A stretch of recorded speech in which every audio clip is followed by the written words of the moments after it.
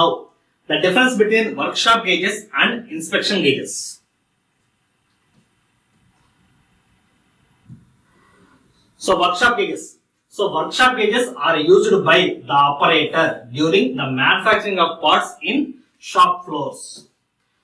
So, these workshop gauges are used by the layman. It means with the operator during the manufacturing of the part. During the manufacturing of the part, the workers or the operators are going to use these workshop gauges. Next, inspection gauges are used by inspectors for final inspection of the manufactured parts. So, after the manufactured parts, so the components are manufactured by the operator. So, these workshop gauges are with the operator. So, during the manufacturing itself, they can check these gauges.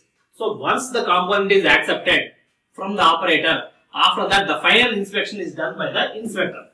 During this inspection, the component can be inspected. It means the component can be accepted or rejected. So, those components will be tested by the inspector. So, the inspector is having this inspection grade of gauges. So, these gauges usually have limits. These gauges usually have limits within those of the component being inspected. So, next, these gauges are made to slightly larger tolerance than the workshop gauges. So, the gauges.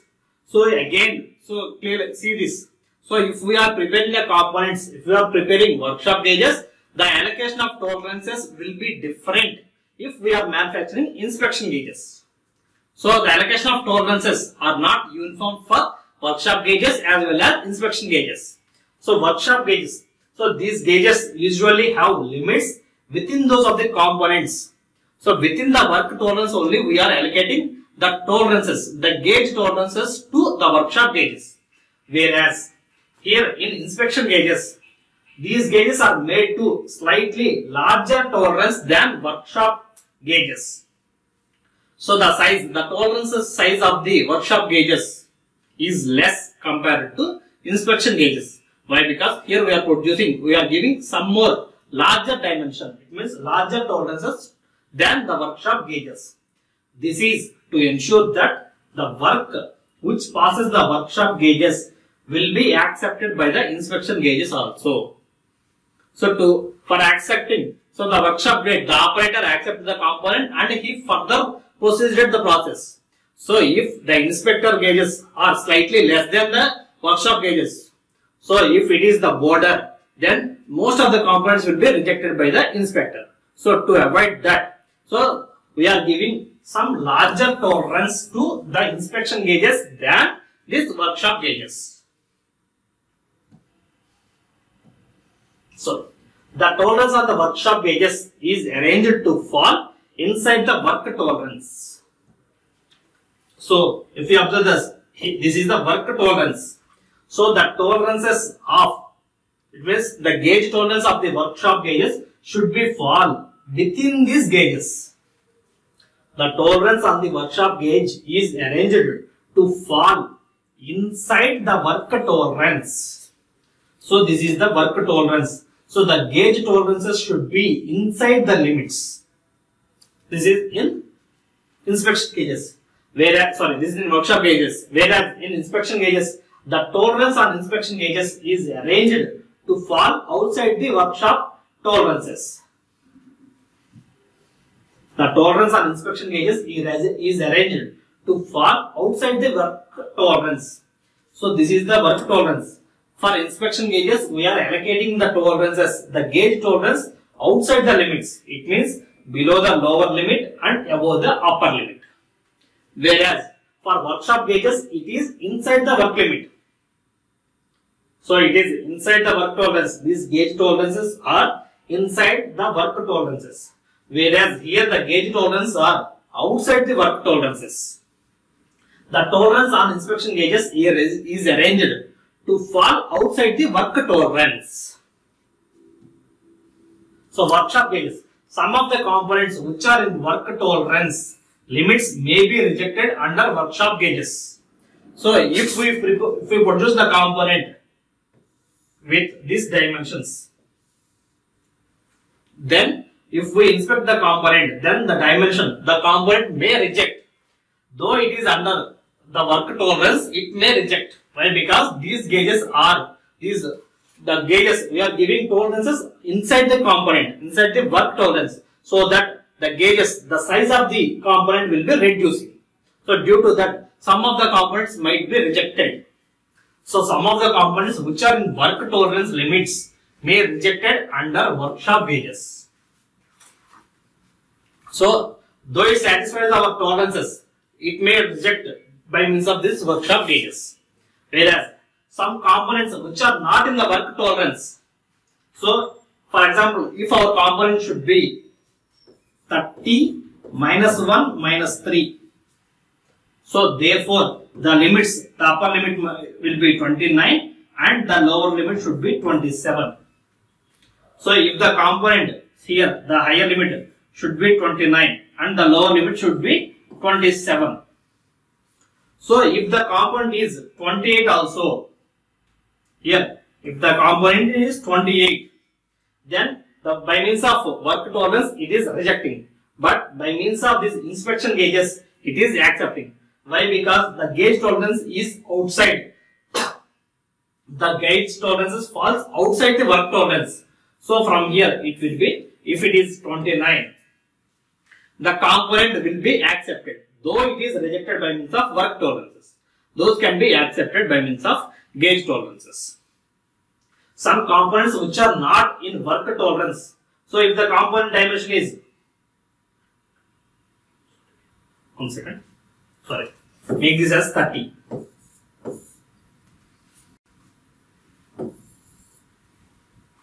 So if the dimension of the component, some components which are not in work tolerance may be accepted when tested by inspection gauges.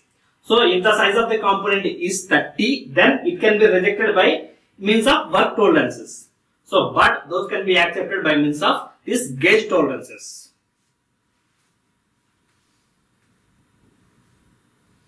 So these are the differences between workshop gauges and inspection gauges.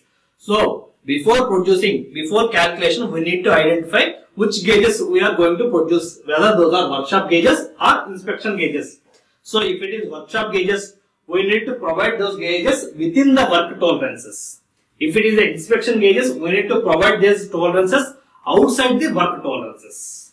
So it depends upon the type of gauges, we need to allocate those gauge tolerances, whether it is workshop gauges or inspection gauges. That's the difference between workshop and inspection gauges. So now a numerical problem on gauge design. So similar problem we have done for preparing the components. For manufacturing of components, we identified the tolerances and maximum and minimum material limits, and for assembly we identified the type of fit. So now we are preparing the gauges for those components. So now design the general type of go and no go gauges as per the present British system for a 40 mm shaft and a hole pair designated as 40H8. So designated as 40H8D9. So they have given the assembly. So given that, so they have given the I value. 40 mm lies in the diameter range of 30 to 50, and the tolerance IT8 that equal to 25I, IT9 that equal to 40I. Upper deviation of shaft they have given minus 16 power 0.44. Next, wear relevance assumed to be 10% of gauge tolerance. So by means of this data, we need to design the go and no go gauges. So for that purpose, they have given the assembly, and the hole tolerance is H8, that is IT8, that equal to 25I, and the value of I is also given. So here for D, they have given the diameter range is 30 to 50. So D max 50, D minimum 30, and the upper deviation. So here they have mentioned that this is upper. They have mentioned the upper deviation of shaft. So if they given upper deviation of shaft, it is none other than the whole basic system. As we know that there are only two types of systems, that is hole basic system or shaft basic system. So if we are having the deviation from shaft, it is upper deviation of shaft, then indirectly it is saying that it is hole basic system. So by means of this, we can identify that it is hole basic system. So we need to consider as hole basic system and we need to follow the procedure.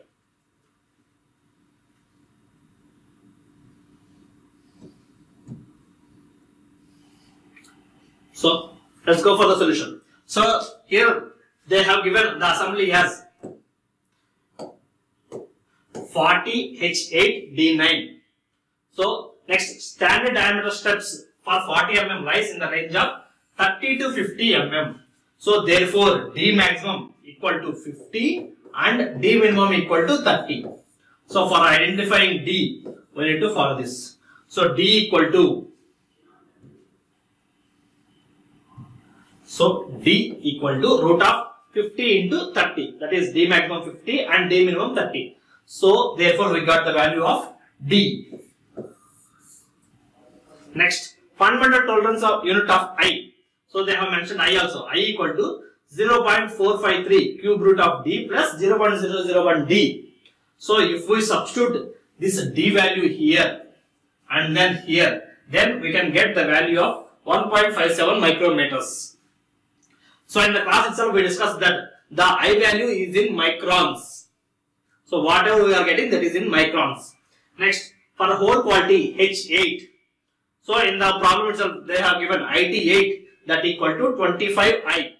So I, this is the value of I. So if we multiply 25 with this, then we can get 39.275 micrometers. That is equivalent to 0.39 mm. So now we got the hole tolerance. So this one is called hole tolerance.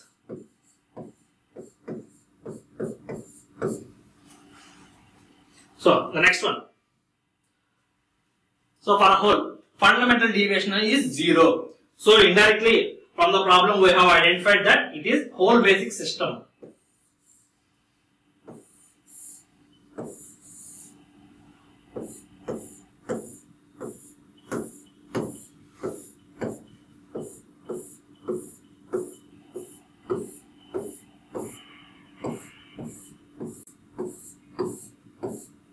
So this is shaft tolerance.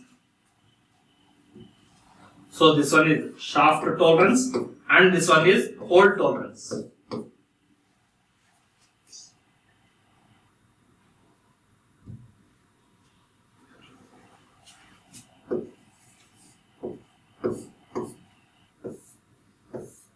From here to here, that is shaft tolerance. From here to here, that is hole tolerance. So this is hole basic system. So therefore lower limit of hole coincides with the basic size. So next, so fundamental deviation of hole is 0. So therefore hole limits are, so lower limit of hole. So our basic size that equal to 40 mm. So and we got the hole tolerance as 0.03 mm. So here 0.039 mm. So that is the hole tolerance.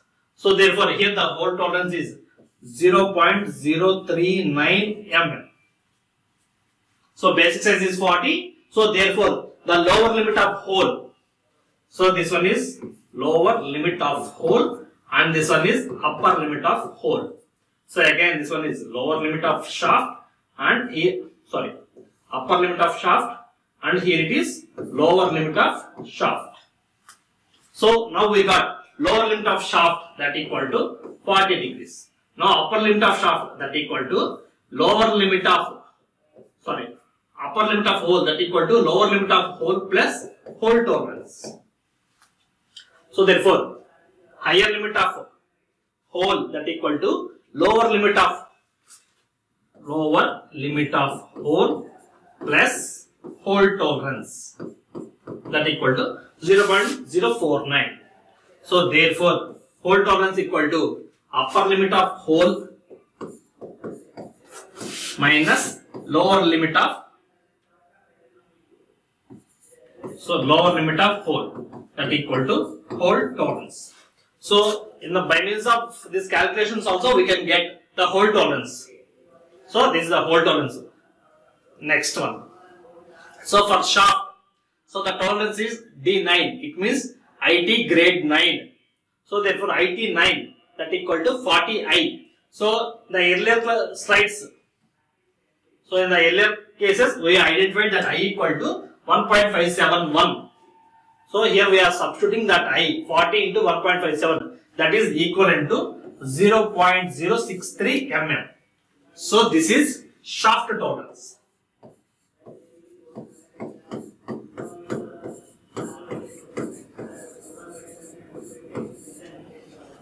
So for the shaft deviation, so for they have given upper deviation of shaft, that equal to minus 16 d power 0.44, that equal to, so this is the value of our fundamental deviation, that is upper deviation of shaft. So here, from here to here, this is the deviation, that is upper deviation or the fundamental deviation of shaft. So the fundamental deviation of shaft, that equal to 0.8 mm. So therefore the limits, so higher or the upper limit of shaft, that equal to basic size. So here upper limit of shaft, that equal to basic size minus fundamental deviation. So lower limit of shaft, that equal to upper limit of shaft minus, so this one is upper limit of shaft minus shaft tolerance. So this LLS, lower limit of shaft, can also be identified as basic size minus fundamental deviation. Basic size minus fundamental deviation minus shaft tolerance. So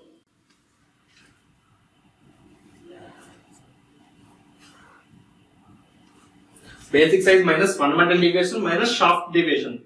So that can be written as basic size minus of fundamental deviation plus shaft tolerance.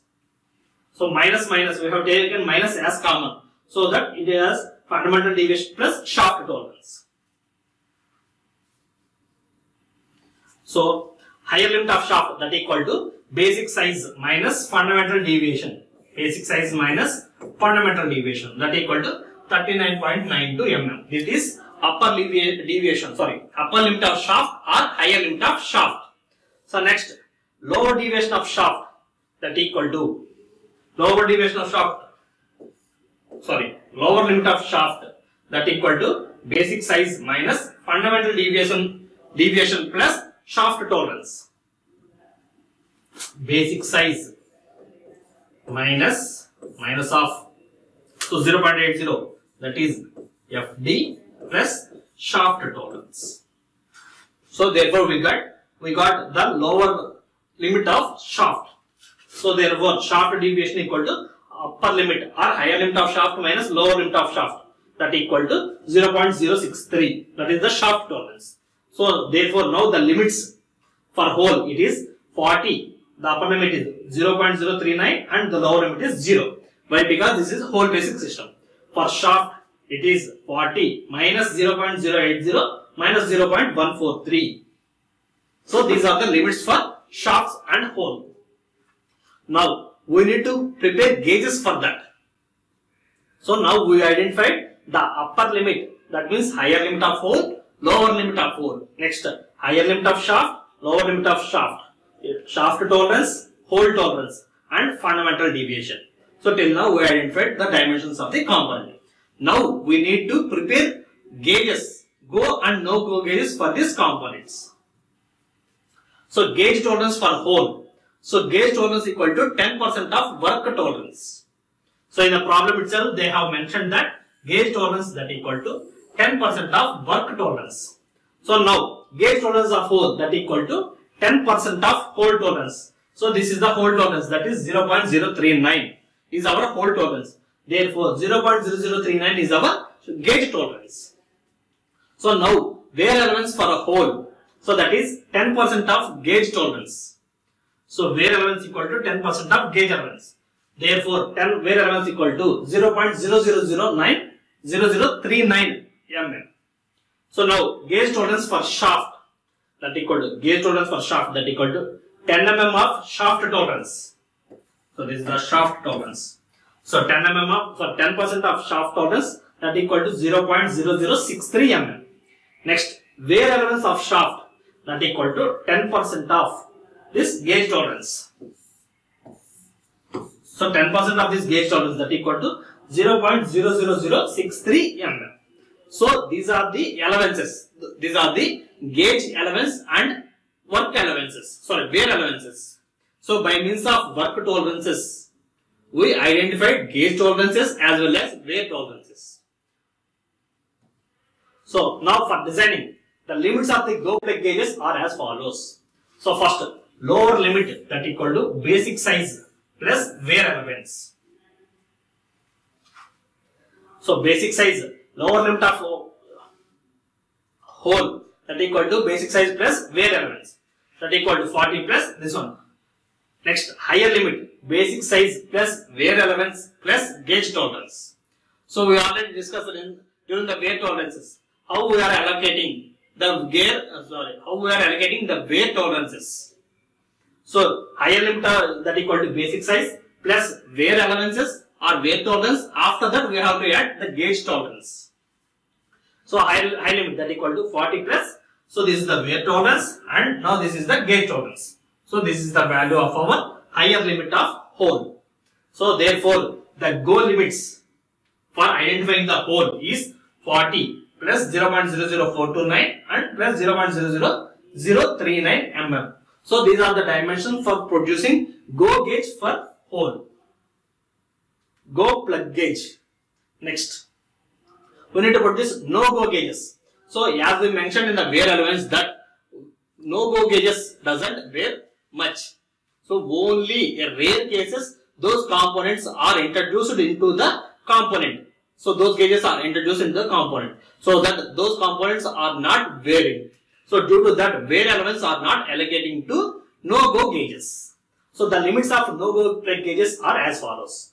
Low limit equal to basic size plus fundamental tolerance of hole.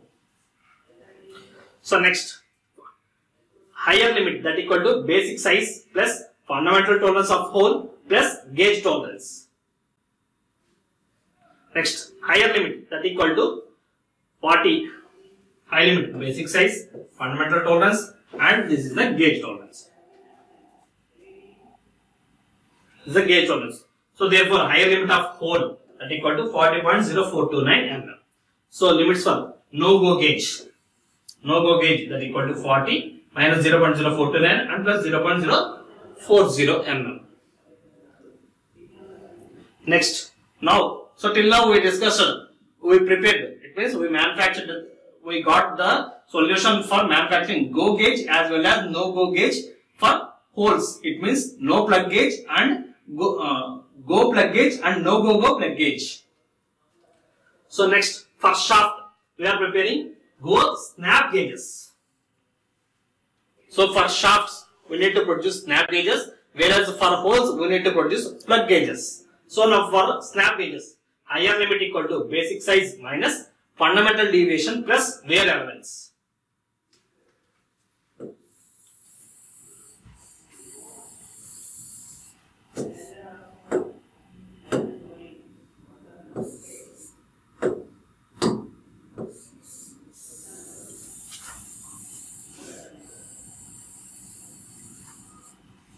So higher limit equal to basic size minus fundamental deviation plus wear allowance. Therefore, higher limit equal to 39.91937 mm. So again, lower limit.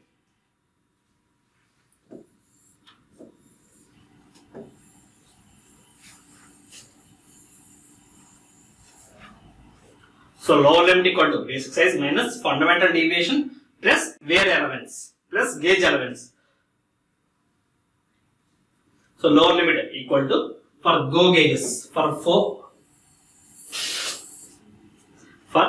go snap gauges, that equal to 40 minus tolerances. So now for no go gauges, no go snap gauges, for that we are not considering any wear tolerances. Therefore, higher limit that equal to basic size minus fundamental deviation minus fundamental tolerances.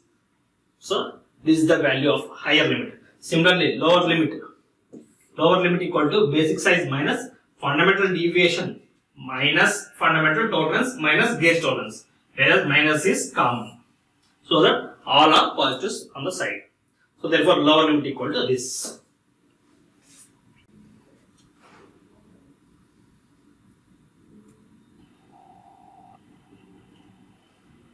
So the disposition of gauge tolerance and wear tolerance for the go and no go, like gauges and snap gauges. So till here,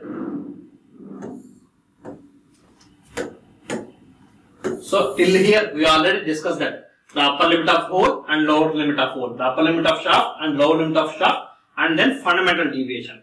So now we are allocating the tolerances to the components. So first, so for this gauge, for this go gauge, on the top of go gauge, first we need to allocate the wear elements. So this is the wear elements or wear tolerance. After that, allocating of wear elements, then only we have to give gauge elements. So for no go gauge, means for no go gauge there is no wear tolerances. Therefore, on the top of the upper limit of 4, we are directly allocating the gauge tolerance. Similarly, for snap gauges, so for go gauge, first one wear tolerance, after that gauge tolerance. So here it is allocating only the gauge tolerances. So this is the allocation of wear tolerances. So this is the calculation of tolerances. It means it is the designing of go and no go plug as well as snap gauges. So it depends upon the dimensions of the component. We are going to produce the gauges also by considering various allowances, that is gauge allowance and wear allowance.